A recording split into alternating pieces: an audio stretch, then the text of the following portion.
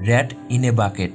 অস্বস্তিকর পরিস্থিতির মধ্যে পড়লে ইঁদুরেরাও অস্থির ও হিংস্র হয়ে ওঠে। ইঁদুরের এই স্বভাবকে অস্ত্র বানিয়েই এই মরণযন্ত্র তৈরি করা হতো। জ্যান্ত ইঁদুরদের একটি বালতির মধ্যে ঢুকিয়ে সেটি উল্টো করে রেখে দেওয়া হতো অপরাধীর পেটের উপরে। তারপর ধাতুর তৈরি বালতির উপর রাখা হতো জ্বলন্ত গরম কয়লা, যার ফলে ধাতুর তৈরি বালতি গরম হয়ে যেত আর ইঁদুরগুলো প্রচন্ড গরম অনুভব করত। এরূপ পরিস্থিতি থেকে বাঁচার জন্য অপরাধীর পেট ছিঁড়ে ইঁদুরগুলো তার দেহের ভেতরে প্রবেশ করে যেত আর দেহের ভেতরে থাকা নাড়ি ও অঙ্গ প্রত্যঙ্গগুলো লণ্ডভণ্ড করে ফেলত। তাতেও যদি তার মৃত্যু না হতো তাহলে সেই জ্বলন্ত কয়লা তার পেটের মধ্যে ঢুকিয়ে দেওয়া হতো, যার ফলে তার দেহের অংশ ঝলসে এক ভয়ঙ্কর মৃত্যু ঘটত।